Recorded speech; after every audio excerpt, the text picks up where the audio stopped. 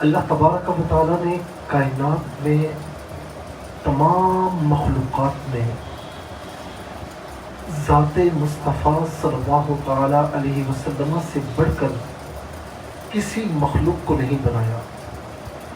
سب سے بڑا مرتبہ آپ ہی کا ہے۔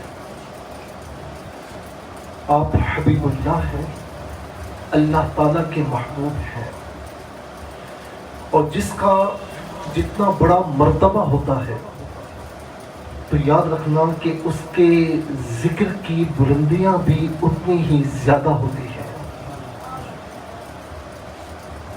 اب آپ دیکھیں کہ حضور نبی کریم علیہ السلام کا مرتبہ ایسا، عروج ایسا کہ یہ عروج، یہ احترام کائنات میں کسی کو اتنا عروج نہیں ملا جتنا عروج میرے مصطفیٰ صلی اللہ تعالیٰ علیہ وسلم کو ملا۔ اور اسی طریقے سے آپ دیکھیں دنیا بھر میں جتنے بادشاہ آئے، جتنے حکمران آئے، جس کو بھی عروج ملا وہ عروج بالآخر زوال کی طرف آیا۔ اب مجھے ہمارے سامنے کتنے حکمران ایسے گزرے کہ جن کا اپنے دور میں بڑا عروج تھا، بڑی عزتیں تھیں، لیکن جیسے ہی سیٹ سے اترے تو آج ان کو یاد کرنے والا کوئی نہیں ہے۔ لیکن حضور نبی کریم صلی اللہ تعالیٰ علیہ وسلم کا جو عروج ہے، چونکہ اللہ رب العالمین نے عطا فرمایا، عطا انہیں بھی فرمایا لیکن پھر انہیں زوال بھی دیا، لیکن حضور نبی کریم علیہ السلام کی ذات کریمہ کو وہ عروج ملا کہ اس عروج میں کہیں بھی زوال نہیں ہے، کہیں زوال نہیں ہے۔ ہر آنے والے دن میں اس عروج میں اور اضافہ ہوتا چلا جائے گا۔ قرآن فرماتا ہے کہ وَلَلْآخِرَةُ خَيْرٌ لَكَ مِنَ الْأُولَى، کہ محبوب ہم نے جس کو بھی عروج دیا اس کے بعد اسے زوال بھی دیا۔ یہ سورج روزانہ عروج و زوال کی کہانی ہمیں سناتے ہوئے رخصت ہوتا ہے۔ تو محبوب ہم نے جس کو بھی عروج عطا فرمایا اسے زوال بھی دیا، لیکن اے محبوب آپ کا عروج وہ عروج ہے جس میں کہیں بھی زوال نہیں۔ وَلَلْآخِرَةُ خَيْرٌ لَكَ مِنَ الْأُولَى، بلکہ محبوب ہر آنے والا دن آپ کی زندگی میں، آپ کی حیات طیبہ میں، ہر آنے والا دن پچھلے دن سے زیادہ بہتر ہے۔ تو تا قیامت آپ کے عروج میں، آپ کی عزتوں میں، آپ کے احترام میں کبھی بھی کمی نہیں ہو سکتی، بلکہ ہر آنے والے دن میں اضافہ ہوتا چلا جائے گا۔ یہ وعدہ کسی اور کا نہیں، اللہ رب العالمین کا وعدہ۔ جس کا جتنا مقام اور مرتبہ تو اس کے ذکر کا بھی اتنا مقام اور مرتبہ ہوتا ہے۔ اب آپ دیکھیں کئی جگہوں پر ہمارے یہاں بعض لوگ ایسے ہیں کہ جن کے ذکر کی کوئی اہمیت نہیں ہوتی، لیکن بعض اوقات لوگ اہمیت والے ہوتے ہیں، ان کا ذکر کیا جائے تو کان کھڑے ہو جاتے ہیں، ہاں یار یہ ان کا ذکر ہے بھائی، معمولی لوگ نہیں ہیں۔ لیکن کیا کہیے گا اس ذکر کی رفعت کے بارے میں کہ جس میں اللہ رب العالمین نے خود ارشاد فرمایا کہ وَرَفَعْنَا لَكَ ذِكْرَكَ، کہ محبوب ہم نے آپ کے لیے آپ کے ذکر کو بلندی عطا فرمائی ہے، آپ کے لیے آپ کے ذکر کو بلندی عطا فرمائی ہے۔ اب یہ بلندی کیسی ہے حضور علیہ السلام جانتے ہیں، لیکن بات ہم تک پہنچے تو سید عالم صلی اللہ تعالی علیہ وسلم نے جبرائیل علیہ السلام سے فرمایا کہ جبرائیل جاؤ رب تعالیٰ سے سوال تو کرو، پوچھ کر آؤ کہ میرے لیے میرے ذکر کی رفعتیں کیا ہیں۔ اب آپ دیکھیں یہ بھی فرمایا جاتا نا کہ محبوب ہم نے آپ کا ذکر بلند فرمایا، بات ہو جاتی، لیکن اللہ تعالیٰ کی جانب سے محبت کا یہ اظہار نہ ہوتا کہ جو اظہار لکا ذکر رکھنا ہے۔ ایک بات ہے نا کہ محبوب ہم نے آپ کے ذکر کو بلند فرما دیا، نہیں، محبوب ہم نے آپ کے لیے آپ کے ذکر کو بلند فرمایا۔ یہ ساری بلندیاں آپ کے لیے ہیں، یہ ساری بلندیاں یہ آپ کے ذکر کی ہیں۔ اب جبرائیل پوچھ کر آتے ہیں، اس میں دو روایات جو ذکر کی گئی جنہیں ہم حدیث قدسی کہتے ہیں، بات اللہ تعالیٰ کی ہو، زبان میرے مصطفیٰ صلی اللہ تعالیٰ علیہ وسلم کی ہو۔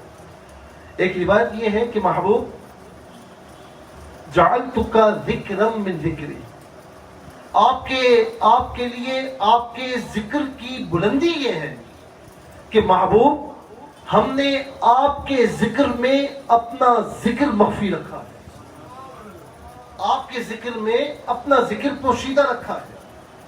اللہ رب العالمین یہ بھی فرما سکتا تھا نا کہ محبوب میرے ذکر میں آپ کا ذکر پوشیدہ ہے، تو آج پھر کہنے والے کہتے کہ اللہ کا ذکر کیے جاؤ، اس کے محبوب کے ذکر کی کوئی ضرورت نہیں ہے۔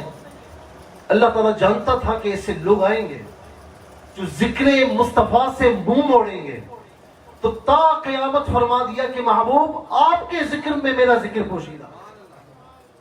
گویا کہ نتیجہ کیا ہے، اس کو اگر ہم بیان کریں تو کس انداز میں کہ محبوب جس نے پوری زندگی میرا نام لیا، میرا ذکر کیا اور آپ کا ذکر نہ کیا، تو گویا کہ اس نے میرا ذکر بھی نہ کیا۔ قرآن کریم میں ہے نا کہ وَلَئِن سَأَلْتَهُم مَّنْ خَلَقَ السَّمَاوَاتِ وَالْأَرْضَ لَيَقُولُنَّ اللَّهُ، کفار سے بھی پوچھیں کہ زمین و آسمان کس نے بنایا، وہ بھی کہیں گے اللہ نے۔ ان کا اختلاف کیا تھا؟ رسول اللہ صلی اللہ علیہ وسلم کا، اور وہ شرک کیا کرتے تھے اور رسول اللہ صلی اللہ علیہ وسلم کو نبی اور رسول نہیں مانتے تھے۔ تو اللہ تو وہ بھی کہتے تھے کہ زمین و آسمان کو کس نے بنایا؟ اللہ نے۔ ہمیں کس نے بنایا؟ اللہ نے۔ ساری کائنات کس نے بنائی؟ اللہ نے۔ اس کا وہ بھی اقرار کرتے تھے۔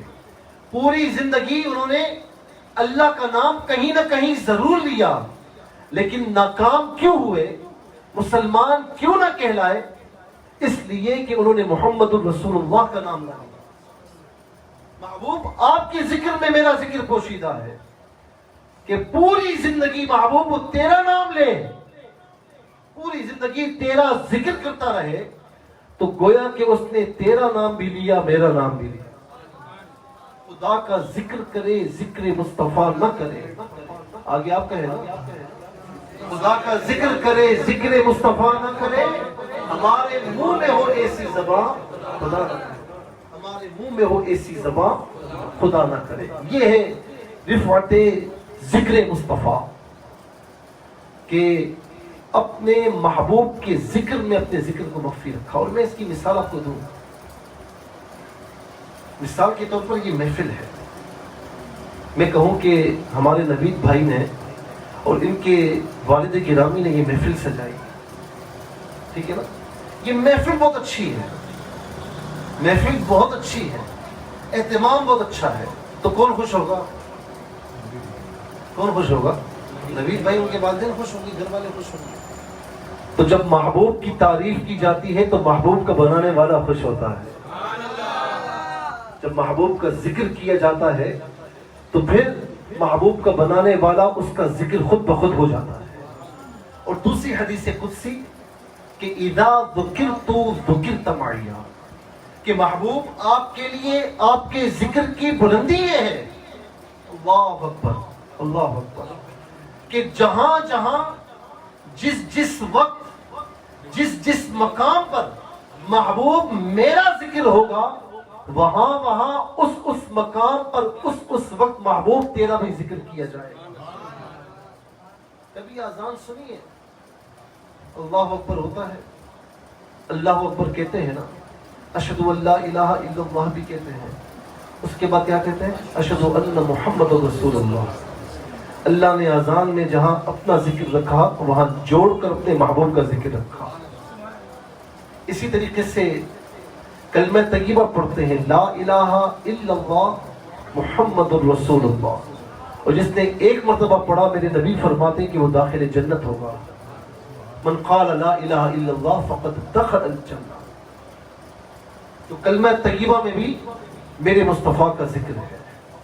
اور چھوڑیے نماز میں تکبیر تحریمہ کہتے ہوئے اللہ اکبر پڑھتے ہوئے ہاتھوں کو باندھتے ہیں، ثنا پڑھتے ہیں، پھر سورہ فاتحہ پڑھتے ہیں، رکوع میں سبحان ربی العظیم، سجدے میں سبحان ربی الاعلیٰ، لیکن قاعدے میں کیا پڑھتے ہیں؟ السلام علیکہ ایھا النبی۔ تو جہاں جہاں رب نے اپنے ذکر کو رکھا ہے تو اپنے ذکر کے ساتھ جوڑ کر اپنے محبوب کے ذکر کو رکھا ہے۔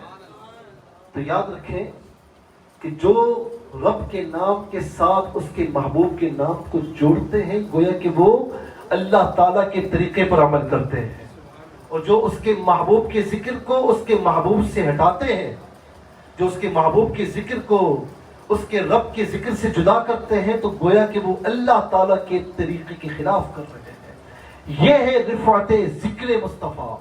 خدا ہے میرے نبی کا ذاکر، یہ ذکر کبھی نہ ختم ہوگا، ازل سے ہے میرے نبی کی محفل، سجی ہوئی ہے سجی رہے۔ اس ذکر کی محفل کو کوئی ختم نہیں کر سکتا، اس لیے کہ ذکر مصطفیٰ کو بلند کسی اور نے نہیں بلکہ خود رب تعالیٰ نے کیا ہے۔ اور ذکر مصطفیٰ کرتے چلے جائیے، اس کا عظیم فائدہ کیا ہے؟ اس کے دنیا میں بھی فائدے ہیں اور اخروی زندگی میں بھی فائدے ہیں۔ دنیا میں کیا فائدہ ہے؟ جب ہم ذکر مصطفیٰ کرتے ہیں، کہیں صورت مصطفیٰ بیان کی جاتی ہے، حضور نبی کریم علیہ السلام کی چشمان مبارکہ ایسی تھی، حضور نبی کریم علیہ السلام کے منہ مبارکہ ایسے، آقا علیہ السلام کا چہرہ انور ایسا تھا۔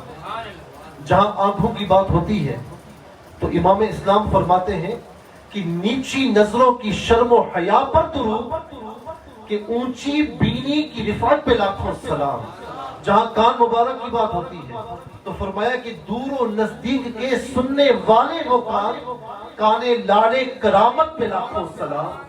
جہاں چہرے انور کی بات ہوتی ہے تو فرمایا کہ ہے کلام الہی نے شمس الضحیٰ، تیرے چہرے نور فضا کی قسم، قسم شب تار میں راز یہ تھا کہ محبوب کی زلف دوتا کی قسم۔ حضور نبی کریم علیہ السلام کے پورے سراپہ انور کو کہیں قرآن کریم نے بیان فرمایا، کہیں احادیث کریمہ میں بیان فرمایا گیا۔ اور چہرہ انور، اللہ اکبر، جابر بن سمرہ رضی اللہ تعالیٰ عنہ فرماتے ہیں کہ ایسا لگتا ہے، میں دیکھتا رہا 14ویں کے چاند کو بھی دیکھا، چہرہ مصطفیٰ کو بھی دیکھا، لیکن فرماتے ہیں کہ فَإِذَا هُوَ أَحْسَنُ عِنْدِي مِنَ الْقَمَرِ، خدا کی قسم میرے مصطفیٰ کا چہرہ 14ویں کے چاند سے زیادہ حسن و جمال والا، زیادہ حسین و جمیل ہے۔ تو حضور نبی کریم علیہ السلام کے سراپے کی بات کی جائے تو پیر مہر علی شاہ صاحب رحمۃ اللہ تعالیٰ علیہ کیا فرماتے ہیں کہ مکھ چند بدر شاشانی ہے، متھے چمکے لاٹ نورانی ہے، کھاری زلف تے اکھ مستانی ہے، مخمور اکھی ہمت بریاں، اس صورت تو میں جان آکھاں تے جانے جہان آکھاں، سچ آکھاں تے ربی میں شان آکھاں، اس شان تو شانہ سب بڑیاں، سبحان اللہ ما اجملکا ما احسنکا ما اکملکا، کتھے مہر علی کتھے تیری ثنا، گستاخ اکھیاں کتھے جا لڑی۔ یہ تو وہ چہرہ ہے جب انس بن مالک رضی اللہ تعالیٰ عنہ بچپن سے حضور نبی کریم علیہ السلام کو دیکھ رہے ہیں، بچپن سے آقا علیہ السلام کے جنموں میں گم ہیں۔ جب آقا علیہ السلام کا وصال ہوتا ہے تو اس کے بعد دنیا اندھیر ہو جاتی ہے، اور جب بھی صحابہ اکرام آپ کے پاس آتے کہ انس ذرا بتاؤ تو صحیح کہ محبوب کا سراپا کیسا تھا، اللہ اکبر، تو انس بن مالک رضی اللہ تعالیٰ عنہ قاعدے میں بیٹھ کر اپنے ہاتھوں کو باندھتے، آنکھوں کو بند کرتے، اور پھر صحابہ کے سامنے روتے روتے سراپا مصطفیٰ کو بیان کرتے۔ تو ایک تو فائدہ یہ ہوتا ہے کہ حضور نبی کریم علیہ السلام کے ذکر کو سن کر، آپ کی صورت انور کے بارے میں سن کر، آپ کے سراپے کے انوار کے بارے میں سن کر محبوب سے محبت اور بڑھ جائے۔ جب آپ کی سیرت کا ذکر سنتے ہیں تو پھر حضور نبی کریم علیہ السلام پر، آپ کی زندگی پر، آپ کی سیرت طیبہ پر ہمیں عمل کرنے کا موقع فراہم ہوتا ہے، عمل کرنے کا جذبہ بڑھتا ہے۔ تو صرف محبتوں کی دعووں تک محدود نہ رہے، صرف عشق کے دعووں تک محدود نہ رہے، بلکہ آئیں اتباع مصطفیٰ کی جانب، آئیں عمل مصطفیٰ کی جانب صلی اللہ تعالی علیہ وسلم۔ تو یہ تو زندگی میں فائدہ ہے کہ زندگی میں ان کا، ان کی صورت کا، ان کی سیرت کا جب ذکر ہوگا تو محبت اور زیادہ بڑھے گی اور عمل کا جذبہ بھی پیدا ہوگا۔ لیکن اخروی زندگی میں ایک بہت بڑا فائدہ، اللہ اکبر، جو بڑا عجیب و غریب ہے، بڑا عجیب و غریب ہے۔ اب دیکھیں، ہم سب نے اس دنیا سے جانا ہے، سب نے جانا ہے نا۔ دعا کریں کہ اللہ تبارک و تعالیٰ سب کی عمر کو صحت عافیت کے ساتھ طویل فرمائے، لیکن جب بھی موت کا وقت ہو تو ایمان کی سلامتی کے ساتھ موت آئے اور عشق مصطفیٰ میں آئے صلی اللہ تعالی علیہ وسلم۔ ظاہر ہے کہ ہر ایک کو دنیا سے جانا ہے، قبر میں رکھا جائے گا تو قبر میں کتنے سوالات ہوں گے، کتنے کوسچنز ہوں گے؟ جواب دیں، 3۔ پہلا کوسچن، من ربک، تیرا رب کون ہے؟ دوسرا کوسچن، ما دینک، پتا تو صحیح تیرا دین کیا ہے؟ تیسرا سوال، یعنی جو لاسٹ کوسچن ہے، کہ حضور نبی کریم علیہ السلام کی صورت مبارکہ دکھائی جائے گی اور پوچھا جائے گا کہ ما کنت تقول فی حق ھذا الرجل او فی ھذا الرجل، کہ ساری باتیں چھوڑ یہ بتا کہ اس ذات مصطفیٰ کے بارے میں دنیا میں تو کیا کہا کرتا تھا، تیری رائے کیا تھی۔ اب میں آپ سے جو پوچھ رہا ہوں اور آپ کو میں فکر کی دعوت دے رہا ہوں، لوگ کہتے ہیں نا کہ رب کو ماننا کافی ہے، تو رب کو ماننے کا تقاضا یہ ہے کہ اس کے رسول کو بھی مانا جائے۔ اس کے رسول کو نہیں مانیں گے تو پھر رب کو ماننے کا فائدہ نہیں۔ رب کو ماننا اسی وقت مکمل ہوتا ہے جب ذات مصطفیٰ صلی اللہ علیہ وسلم کے بارے میں عقیدہ درست ہو۔ جب صاحب قبر سے پوچھا جائے کہ من ربک، تیرا رب کون ہے، اگر وہ کہے کہ ربی اللہ، میرا رب اللہ ہے، تو پھر نجات ہو جانی چاہیے تھی نا۔ فرشتے جنت کی کھڑکی کھول دیتے ہیں کہ تو نے کہہ دیا کہ ربی اللہ، میرا رب اللہ ہے، تیری نجات ہو گئی، تیری جان چھوٹ گئی، اب تو جنتی ہے۔ نہیں، جان تو نہیں چھوٹ گئی۔ اگلا سوال ہوگا، ما دینک، تو ربی اللہ کے بعد جان کیوں نہیں چھوٹی؟ اس لیے کہ رب رب کہنے والے بہت ہیں، یہ بتا تک کہ تیرا دین کیا ہے، ما دینک، تیرا دین کیا ہے۔ اچھا جی، اس نے کہا کہ دین یہ اسلام، میرا دین اسلام ہے، میں مسلمان ہوں۔ لوگ کہتے ہیں نا کہ میں تو بھائی سیدھا سادہ مسلمان ہوں، اس کے علاوہ میں کسی جگہ میں نہیں پڑھتا۔ تو قبر میں جب کہیں گے میں مسلمان ہوں تو جان چھوٹ جانی چاہیے تھی۔ اللہ تعالیٰ فرشتوں کو حکم دیتا کہ اس نے کہہ دیا میں مسلمان ہوں، اس کے لیے جنت کے نظارے کھول دیے جائیں، یہ جنتی ہے۔ نہیں کہا جائے گا، اس لیے کہ اپنے آپ کو مسلمان کہلانے والے بھی بہت ہیں۔ جان اس وقت چھوٹے گی جب ذات مصطفیٰ کے بارے میں عقیدہ صحیح ہو، جو کمپلسری کوسچن ہے، کمپلسری، یہ اختیاری کوسچن نہیں ہے، کمپلسری ہے۔ اس کے بغیر جان نہیں چھوٹنی، اس کے بغیر نجات نہیں ہونی۔ تو پوچھا جائے گا کہ ما کنت تقول فی حق ھذا الرجل، یہ بتا کہ ذات مصطفیٰ کے بارے میں تیری کیا رائے تھی۔ اب میں آپ سے پوچھتا ہوں کہ جو ذکر مصطفیٰ سے روکتے ہیں، جب نعت مصطفیٰ کی باری آئے تو کہتے ہیں کہ نہیں جی، نعتیں پڑھنا کہاں سے ثابت ہے؟ یہ ایک علیحدہ بات ہے کہ قرآن کریم میں خود نعت مصطفیٰ ہے۔ احادیث کریمہ میں نے پڑھا کہ حضور نبی کریم علیہ السلام کی بارگاہ میں 45 سے زائد صحابہ کرام علیہم رضوان اللہ فرمائی۔ حضرت حسن رضی اللہ تعالیٰ عنہ کا علم نہیں ہے کہ احسن منک لم تر قط عینی اجمل منک لم تلد النساء خلقت مبرئا من کل عیب کأنک قد خلقت کما تشاء، کہ یا رسول اللہ، آپ سے زیادہ حسین میری دونوں آنکھوں نے کبھی بھی نہیں دیکھا، تو کسی نے پوچھا ہوگا کہ حسان تیری آنکھوں نے نہیں دیکھا ہوگا, کہیں پیدا تو ہوا ہوگا, تو کہا کہ کسی عورت نے آج تک جنا ہی نہیں ہے. اور اللہ تبارک و تعالیٰ نے آپ کو ہر عیب سے پاک پیدا فرمایا, گویا کہ ایسا پیدا فرمایا جیسا آپ نے چاہا. حسان کے لیے منبر بچھاتے تھے, اور حسان دشمنوں کے جواب میں, جب دشمن طعن و تشنیع کیا کرتے تو دشمنوں کو جواب دینے کے لیے منبر پر تشریف فرما ہو کر حضور علیہ السلام کی ثناخوانی کیا کرتے. تو کیا فرمایا تھا؟ اللہم ایدہ بروح القدس, اے اللہ روح قدس کے ذریعے, جبرائیل کے ذریعے میرے حسان کی مدد فرما. حضرت عباس رضی اللہ تعالیٰ عنہ آپ کی چچا ہیں, جب حضور نبی کریم علیہ السلام کی بارگاہ میں اجازت چاہی کہ یا رسول اللہ آپ کی تعریف میں کچھ کہنا چاہتا ہوں, تو آقا علیہ السلام نے فرمایا کہ قل لا یحدد اللہ فاک, اے چچا جان ہماری بارگاہ میں جو کہنا ہے کہیے, اللہ تبارک و تعالیٰ آپ کے منہ کو سلامت رکھے. تو یہ جو کہتے ہیں نا کہ نعت مصطفیٰ ایسی ہو ایسی نہ ہو, ہاں اتنا ضرور ہے کہ ہمارے کچھ ناخواں بھائی حد سے آگے بڑھتے ہیں. ایک عجیب دما چوکڑی ہوتی ہے, دیکھ کر پڑھنا, یہ درست نہیں ہے. حضور نبی کریم علیہ السلام کا ادب تو حضور نبی کریم علیہ السلام کے ذکر کا بھی اتنا ہی ادب ہے.